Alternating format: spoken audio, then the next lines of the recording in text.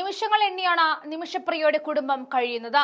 Yemen പൗരനെ വധിച്ച കുറ്റത്തിന് വധശിക്ഷയ്ക്ക് വിധിക്കപ്പെട്ട നിമിഷപ്രിയയ്ക്കായി അവസാന നിമിഷം വരെ നമ്മുടെ നാട് പോരാടി. അവസാനമിതാ നിമിഷപ്രിയയുടെ വധശിക്ഷ മരവിപ്പിച്ചു എന്ന വാർത്തയാണ് നമ്മുടെ കാതിലേക്ക് എത്തിയത്. അവസാനമിതാ നിമിഷപ്രിയയുടെ വധശിക്ഷ മരവിപ്പിച്ചു എന്ന വാർത്തയാണ് നമ്മുടെ കാതിലേക്ക് എത്തിയത്. അതിന് മുന്നിൽ നിന്നത് ചാണ്ടി ഉമ്മനാണെന്ന വാർത്ത കൂടി ഇപ്പോൾ ഒപ്പം വരികയാണ്. കഴിഞ്ഞ 1.5 വർഷമായിട്ടുള്ള കഠിനാധ്വാനമാണ് ഇന്ന് വിധി മരവിപ്പിച്ചതിൽ വരെ എത്തി നിൽക്കുന്നത്. ഉമ്മൻചാണ്ടി തുടങ്ങി വെച്ച പോരാട്ടം ചാണ്ടി ഉമ്മൻ ഏറ്റെടുക്കുകയായിരുന്നു. മാത്രമല്ല, നിമിഷപ്രിയയ്ക്കായി സംസ്ഥാന കേന്ദ്ര സർക്കാരുകളെല്ലാവരും ഒരേപോലെ പ്രയത്നിച്ചു. ഏറ്റവും ഒടുവിൽ കാന്തപുരത്തിന്റെ ഇടപെടലും പ്രധാനമായി മാറിയിരുന്നു. കാന്തപുരം AP അബൂബക്കർ മുസ്ലിയാരുടെ ഇടപെടലിനെ തുടർന്നായിരുന്നു നിമിഷപ്രിയയെ മോചിപ്പിക്കാനുള്ള അനൌദ്യോഗിക ചർച്ചകൾക്ക് തുടക്കം കുറിച്ചത്. യമനിലെ പ്രമുഖ സൂഫി ഗുരുവായ ഷെയ്ഖ് ഹബീബ് ഉമർ ബിൻ ഹബീദുൽ വിഷയത്തിൽ ഇടപെട്ടതോടെയാണ് നിമിഷപ്രിയയുടെ വധശിക്ഷ ഒഴിവാക്കുന്നതിനുള്ള അനൌദ്യോഗിക ചർച്ചകൾ കഴിഞ്ഞ ദിവസം യമനിൽ ആരംഭിച്ചത്. ഗോത്ര നേതാക്കളും തലാലിന്റെ ബന്ധുക്കളും നിയമസമിതി അംഗങ്ങളും കുടുംബാംഗങ്ങളും ചർച്ചയിൽ പങ്കാളികളായിരുന്നു. ഹബീബ് അബ്ദുൾ റഹ്മാൻ മഖ്ഷൂദിന്റെ നേതൃത്വത്തിലുള്ള ഷെയ്ഖ് ഹബീബ് ഉമർ ബിൻ ഉന്നതതല സംഘം തലാലിന്റെ ജന്മനാടായ ഉത്തര യമനിലെ ദമാറിലാണ് ചർച്ചകൾക്ക് നേതൃത്വം നൽകിയത്. ഉത്തര യമനിലെ ഗോത്ര വിഭാഗങ്ങൾക്കിടയിൽ വൈകാരികത ആളിക്കത്തിയ വിഷയമായിരുന്നു തലാലിന്റെ കൊലപാതകം. ഈ ഒരു സാഹചര്യത്തിൽ തലാലിന്റെ കുടുംബവുമായി സംസാരിക്കുവാൻ കഴിയാത്ത സാഹചര്യം തന്നെ ഉണ്ടായിരുന്നു.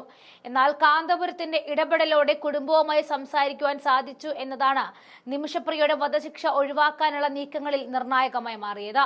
കേന്ദ്ര സർക്കാരിന് പോലും ഇടപെടാൻ പരിമിതി ഉണ്ടായിരുന്ന വിഷയത്തിലായിരുന്നു കാന്തപുരം ഇടപെട്ട് അനൌദ്യോഗിക ചർച്ചകൾക്കുള്ള സാധ്യത തുറന്നുകൊടുത്തത്. കഴിഞ്ഞ ദിവസമായിരുന്നു കാന്തപുരം അബൂബക്കർ മുസ്ലിയാർ വിഷയത്തിൽ ഇടപെട്ടത്. യമൻ ഭരണകൂടവുമായി കാന്തപുരം ചർച്ച നടത്തിയെന്നുള്ള വിവരം പുറത്തു വന്നിരുന്നു. യമൻ പൗരന്റെ ബന്ധുക്കളുമായിട്ടും ആശയവിനിമയം നടന്നതായിട്ടും വിവരം ഉണ്ടായിരുന്നു. ഇതിന് പിന്നാലെയാണ് യമനിൽ അടിയന്തര യോഗം വിളിച്ചത്. നിമിഷപ്രിയയുടെ വധശിക്ഷ ജൂൺ 16 നടപ്പിലാക്കാനായിരുന്നു തീരുമാനം. ഈ നിമിഷത്തിൽ ദൈവത്തെ പോലെ എത്തിയ കാന്തപുരം വിഭാഗത്തോട് നന്ദി പറയുകയാണ് ചാണ്ടി ഉമ്മൻ ഉൾപ്പെടെയുള്ളവർ.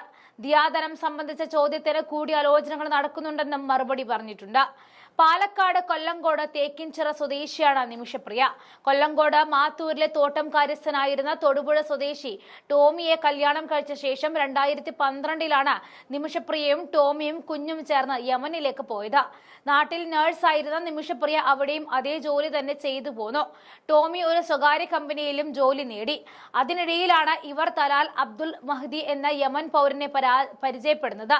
കച്ചവട പങ്കാളിത്തത്തിൽ ഒരു ക്ലിനിക്ക് തുടങ്ങാൻ തീരുമാനിച്ചു.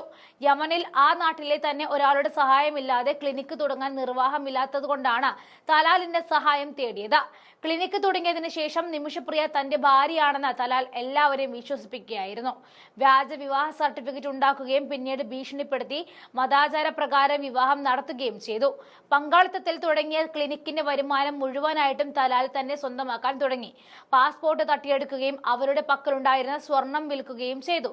സഹിക്കാൻ വയ്യ എന്ന ഘട്ടത്തിൽ നിമിഷപ്രിയ അധികൃതർക്ക് പരാതി നൽകി. ഇതോടെ തലാൽ ശാരീരിക ഉപദ്രവങ്ങൾ ആരംഭിച്ചു. ജീവൻ അപകടത്തിലാകും എന്ന ഘട്ടത്തിലായിരുന്നു താൻ തലാലിനെ അപായപ്പെടുത്താൻ ശ്രമിച്ചത് എന്നാണ് നിമിഷപ്രിയ വ്യക്തമാക്കിയിട്ടുള്ളത്. ആ കേസാണ് ഇപ്പോൾ വഴിത്തിരിവിൽ വന്ന് നിൽക്കുന്നത്.